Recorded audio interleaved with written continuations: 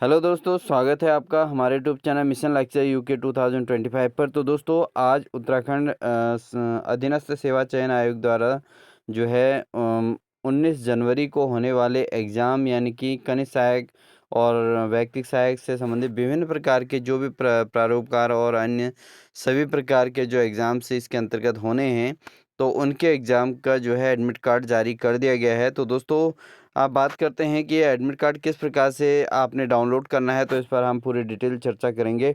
तो दोस्तों सबसे पहले हम जाएंगे इसमें यूकेएसएससी की साइट में जाएंगे। तो यूकेएसएससी आप अगर सर्च करोगे गूगल पर तो आपको इस प्रकार से इसकी साइट मिल जाएगी। और यहाँ पर अगर हम देखें तो दोस्तों यहाँ पर अगर हम सीधे सर्च करें तो आप देख सकते हैं इस प्रकार से यूकेएसएससी के अंतर्गत दोस्तों ये निकल चुका है। पद नाम कनिष्ठ सहायक डाटा एंट्री ऑपरेटर और इंटरमीडिएट स्तरीय लिखित परीक्षा प्रवेश पत्र हेतु यहाँ क्लिक करें तो इस तरीके से आपके पास आ जाएगा। तो यहाँ पर कनिष्ठ सहायक डाटा एंट्री ऑपरेटर और अन्य इंटरमीडिएट स्तरीय लिखित प्रवेश लिखित परीक्षा हेतु प्रवेश पत्र हेतु क्लिक करें। ठीक है दोस्तों। तो इस पे अगर हम फिर इस पे जब क्लिक करते हैं तो दोस्तों तो यहाँ पर ऑप्शन खुलते हैं तीनों प्रकार के। तो तीनों प्रकार के ऑप्शन यहाँ पर खुलेंगे दोस्तों, आप देख सकते हैं। पहला है लॉगिन विद ईमेल आईडी। ठीक है, ईमेल आईडी के साथ एंड ईमेल आईडी और पासवर्ड के साथ लॉगिन कर सकते हैं। दूसरा है login with application number and date of birth. और थर्ड टाइप होता है दोस्तों login with name, father name and date of birth. ठीक है, तो तीनों प्रकार के मेथड से आप इसमें जो है अपने जो एडमिट कार्ड जो है जारी कर निकाल सकते हैं इसमें। तो पहला option login with email ID and password है दोस्तों। तो हम इसी के थ्रू जो है यहाँ पर अप्लाई करेंगे, ईमेल आईडी और पासवर्ड के थ्रू। जैसे ही आप ईमेल आईडी और पासवर्ड पर यहाँ पर क्लिक करेंगे तो वहाँ पर आपका इस तरीके से ऑप्शन खुल जाएगा कि आप अपना ईमेल आईडी, मोबाइल नंबर और पासवर्ड को यहाँ पर अप्लाई करेंगे, यानी कि उसको डालेंगे जो ईमेल आईडी आपने फॉर्म भर तक तो अप्लाई किया हुआ है और साथ ही साथ जो पासवर्ड आपने उसमें बनाया था। ठीक है दोस्तों, मोबाइल नंबर के थ्रू भी है।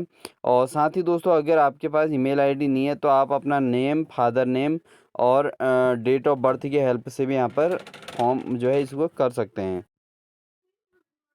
ठीक है दोस्तों, तो यहाँ पर हमने ईमेल आईडी और पासवर्ड के बेस पर आपको बताया कि आप इस तरीके से ईमेल आईडी और पासवर्ड इसमें डाल सकते हैं। और उसके आधार पर जो है फिर उसके बाद थर्ड आता है, आपको कैप्चा कोड भरना होता है दोस्तों। ये कैप्चा दिया रहता है और इस कैप्चा कोड को आपने जो भी यहाँ पे स्पेलिंग से दी गई हैं, जैसे आपके FQ947 आदि दिया गया है, तो इसको आपने क्या कर देना है दोस्तों, इसको आपने कैप्चा कोड को आपने यहाँ सिक्योरिटी की के अंतर्गत यहाँ पे फिल कर देना है। ठीक है दोस्तों।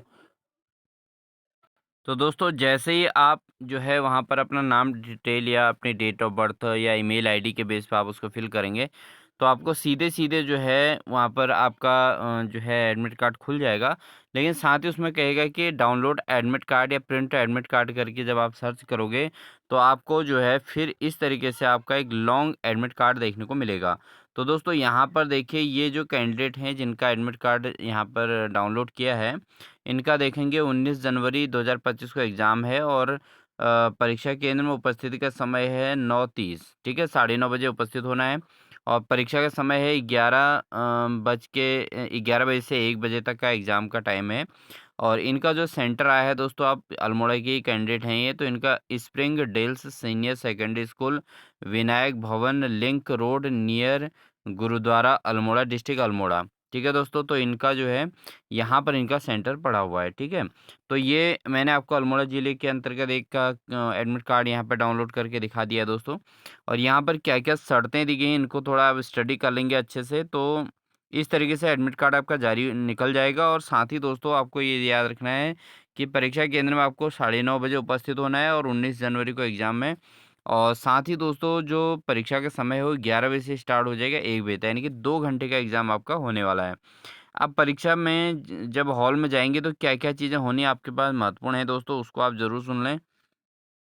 अभ्यर्थी द्वारा न्यूनतम रंगीन पासपोर्ट साइज फ़ोटो और आधार कार्ड और फ़ोटो युक्त पहचान पत्र परीक्षा के समय अवश्य लाएँ। ठीक है, तो यहाँ पे लिखा गया है कि अभ्यर्थी अपना नवीनतम रंगीन पासपोर्ट साइज फ़ोटो और आधार कार्ड अथवा फ़ोटो युक्त कोई पहचान पत्र अवश्य लेके आएँ।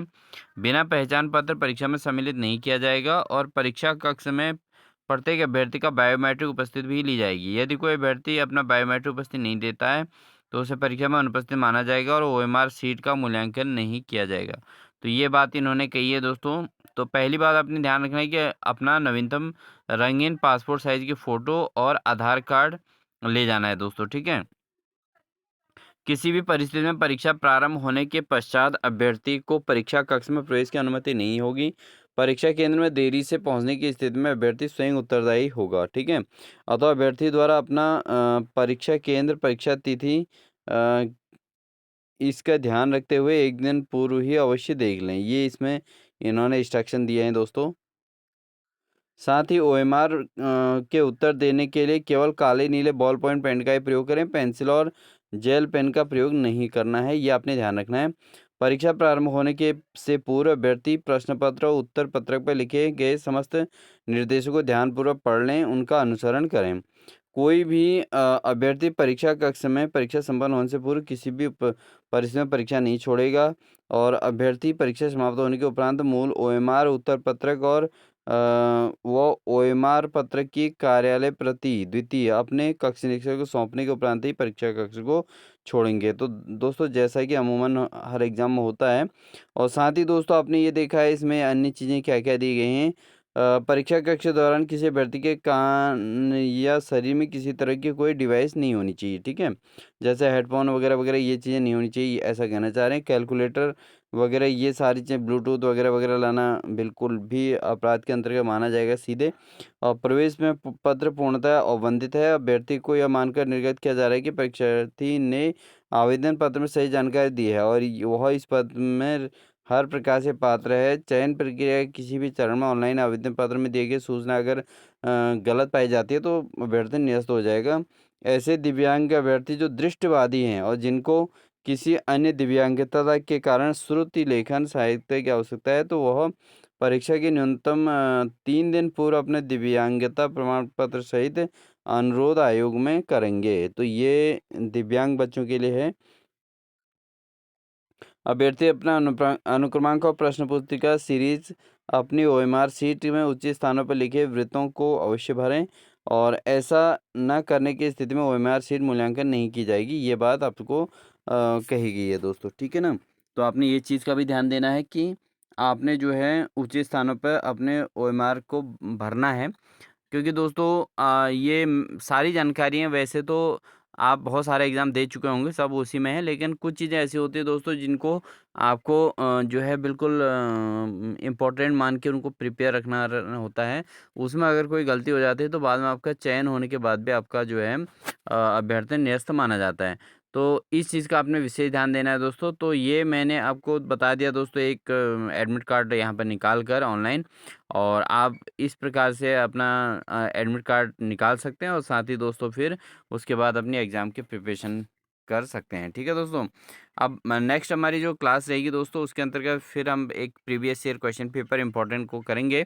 तो आप हमारे प्लेलिस्ट में जाके ज़रूर हमारे सारे previous year question current facts से संबंधित जो भी करा रखे हैं उनको ज़रूर वॉच कर लीजिएगा दोस्तों। आपके एग्ज़ाम के लिए बहुत ज़्यादा बेनिफिशियल होने वाले हैं, बिल्कुल स्किप ना करें दोस्तों। ये अगर आप उसको चूकते हैं तो कहने के आपके प्रिपरेशन में कमी हो सकती है, इसलिए आप ज़रूर प्रिपेयर कर लें। और साथ ही दोस्तों हमारे चैनल पर नए बने अगर नए हैं तो चैनल को सब्सक्राइब कर लें और अगर पहले से ही अगर चैनल से जुड़े हैं तो चैनल पर बने रहें। इसी प्रकार के आपके विशेष अपडेट्स आपको देखने को मिलेंगी। और साथ ही दोस्तों नेक्स्ट क्लास में हम एक और बेहतरीन क्लास लेके आएंगे जिसके अंतर्गत आपको कनिष्ठ के पेपर से संबंधित महत्वपूर्ण जानकारियाँ देखने को मिलेंगी। तो इन्हीं सभी बातों के साथ दोस्तों आप अपना एडमिट कार्ड जारी कर लीजिएगा, अपना एडमिट कार्ड निकाल लीजिएगा और मिलते हैं आपको एक नेक्स्ट बेहतरीन क्लास के साथ। तब तक के लिए wish you all the best.